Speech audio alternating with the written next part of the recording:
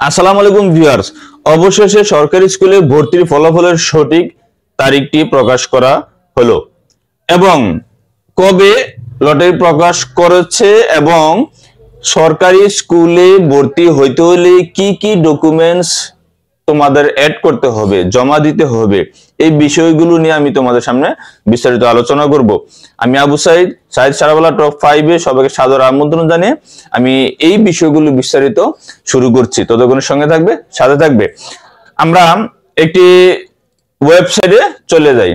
ওয়েবসাইটে গিয়ে তোমাদেরকে দেখাচ্ছি gsaTeletalk.com.bd। এই ওয়েবসাইটটা তোমরা তোমাদের মোবাইলের গুগল ক্রোম ব্রাউজে অর্থাৎ ব্রাউজার গুগলে গিয়ে তোমরা এই ওয়েবসাইটটা লিখলে এরকম একটা ইন্টারফেস চলে আসবে।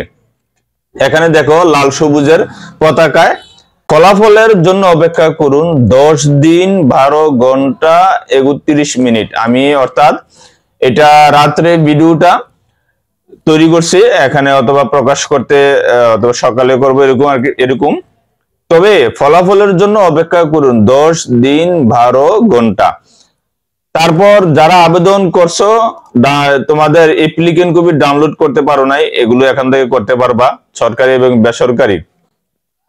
তাহলে এখান থেকে 10 দিন মানে কি আরো 10 তারিখে তোমরা ক্যালকুলেট করে নিবে, মেবি 10 তারিখ পরে 10 তারিখে আবেদনের ফলাফলটা দিবে এখানে।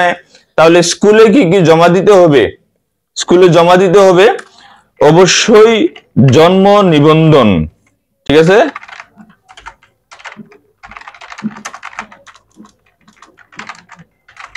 জন্ম নিবন্ধনের কপি, বাচ্চার পিতা মাতার জাতীয় পরিচয়পত্র, তারপর কি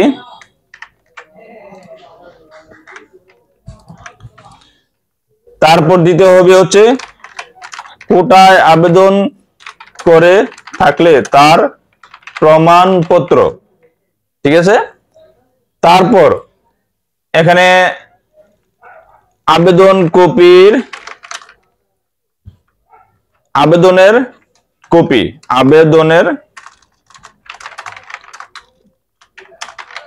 কপি, তারপর ফলাফলের কপি।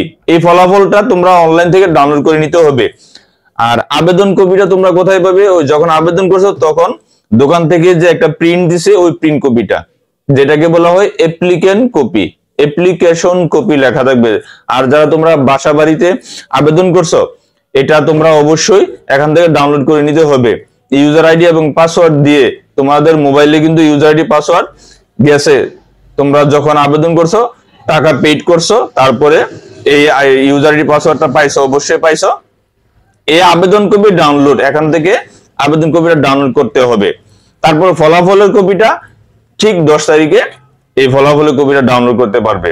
এই কাগজপত্রগুলো তোমরা প্রতিষ্ঠানে জমা দিতে হবে, অবশ্যই জমা দিতে হবে সঠিক সময়ে। কত তারিখ জমা দিতে হবে এই জাতীয় আমি আরো একটি ভিডিও দেওয়া আছে। এই ভর্তি ফি কত টাকা, কোন স্কুল কত টাকা নিতে পারে, তারপর এই কবে এই ডকুমেন্টস জমা দিতে হবে, ওয়েটিং লিস্টের জন্য কত তারিখ দিতে হবে, এগুলো আরো একটি ভিডিও দেওয়া আছে, তোমরা খুঁজে নিবা। তাহলে এগুলো তোমরা বুঝতে পারছো। আমি আরেকটু ছোট করে দেখাচ্ছি। নিবন্ধন কপি, বাচ্চার পিতামাতার জাতীয় পরিচয়পত্র কপি।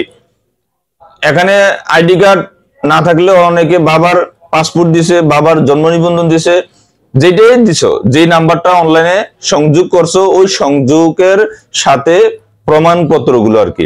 আইডি কার্ড দিলে আইডি কার্ড দিবা, জন্ম নিবন্ধনের নাম্বার দিয়ে থাকলে নিবন্ধনের কপি দিবা, পাসপোর্টের নাম্বার দিয়ে থাকলে পাসপোর্ট দিবা।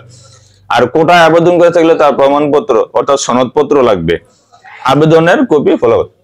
তারপর তোমরা অপেক্ষায় থাকো, রেজাল্টের অপেক্ষায়। আজ তাহলে এইটুকু রেখে দিলাম। আল্লাহ হাফেজ।